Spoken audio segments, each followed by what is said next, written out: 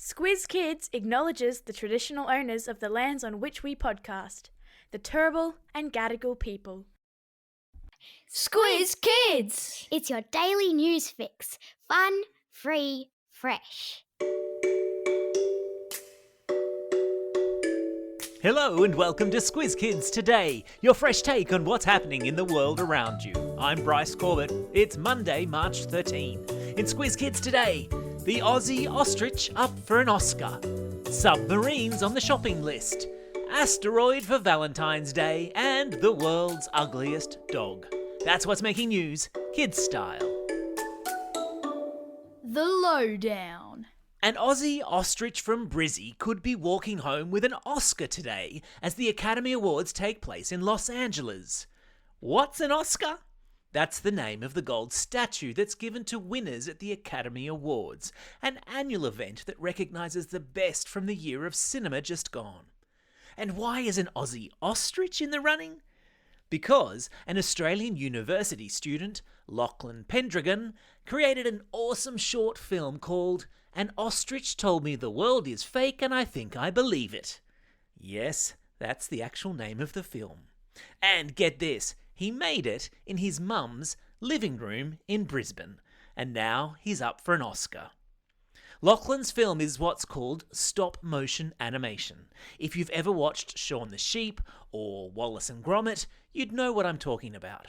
It's an incredibly long, slow, and painstaking way to make a movie. Every tiny movement of every character has to be captured as a still image, and then the still images are run together to create the impression of movement.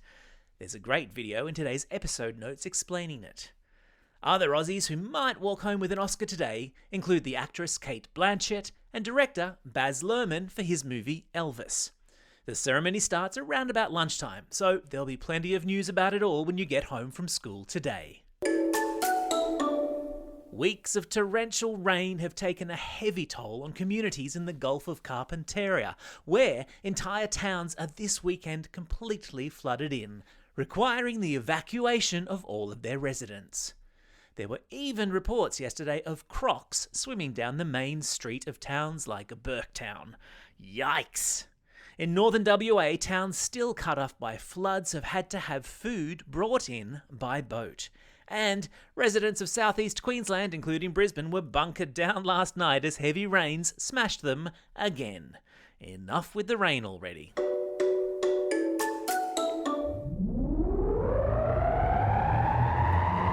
Spin the globe.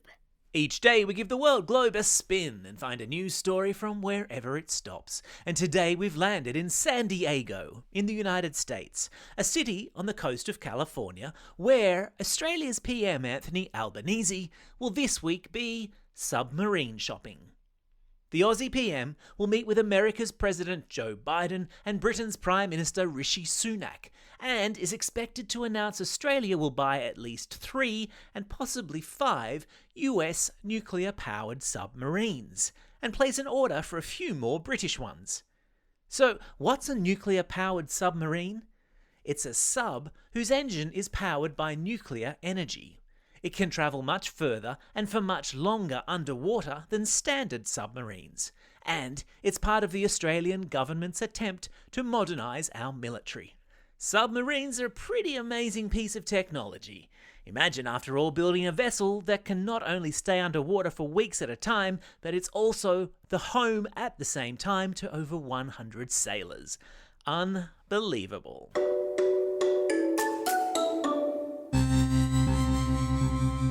Spaced out. Do you have any plans for Valentine's Day in 2046? Given that it's 23 years ahead, here's hoping you're celebrating it with someone special. Maybe a night out, dinner, and a movie maybe even get a kiss.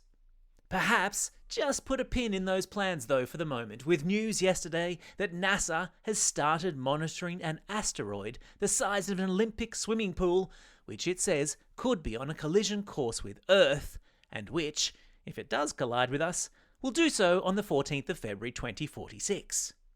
But don't worry too much. NASA also says the chances of it actually colliding with us is only 1 in 607, which For those of you who do fractions or probability and maths, will know that that means it probably won't happen at all. Too bad for you if you were thinking you'd have an excuse not to go out on a lovey-dovey Valentine's date in 23 years' time. Animal Kingdom. Hands up if you have a dog. Keep your hands up if you think your dog is the cutest that ever walked the face of the earth. Those of you who put your hands down, there's a competition that you might be interested in.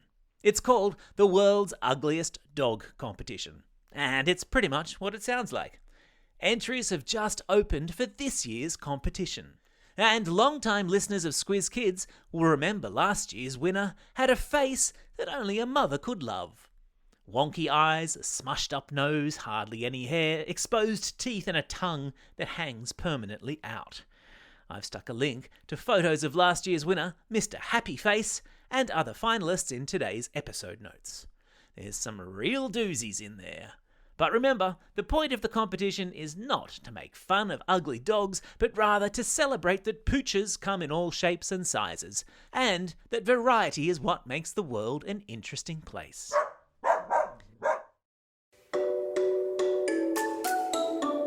Time for the quiz. This is the part of the podcast where you get to test how well you've been listening. Question number 1. Which city in the United States will Aussie PM Anthony Albanese visit this week to announce a plan to buy submarines? Yeah, that's right. Well done if you were listening and you got the answer, San Diego. Question number 2. Which city in Australia does Oscar-nominated short filmmaker Lachlan Pendragon come from? Yeah, that's right. He comes from Brisbane. Question number 3. What is the name of the pup that won last year's World's Ugliest Dog competition?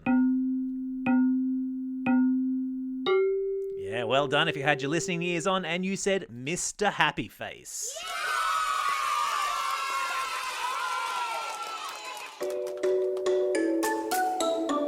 Shout outs. It's March 13. Today is a public holiday in Victoria, Tasmania, Canberra and South Australia. Hello? Is anyone out there? It's also a special day for these Squiz Kids celebrating a birthday today. Lachlan from Flagstaff Hill, Ryder from Schofields, Mitchell from Wallaroo, Matilda from Dulwich Hill, Rose from Secret Harbour, Freya from Warrnambool, Charlie from Pitt Town and Lucas from Callum Vale. And belated shout-outs go to Ava from Ilibana, Henry from South Australia, and Logan from Foster. And today's classroom shout-outs go to Class D12 and Ms Hutton at Marriottville Primary School in Adelaide, Class 6P and Miss Ply at Oxford Falls Grammar School in Sydney, Class 1L and Mr Lee at Birralea Primary School, Class 4T and Miss Tully at Our Lady of Lourdes Primary School in Toowoomba, and lastly Class 6B with Mrs Trewella at Echuca Primary School. Don't forget, if you've got a birthday coming up and you want a shout out, or if you're after a classroom shout out, drop us a line at squizkids@thesquiz.com.au or fill out the form on our website. Well, that's all we have time for. Thanks for listening to Squiz Kids today. We'll be back again tomorrow. In the meantime, get out there and have a most excellent day. Over and out.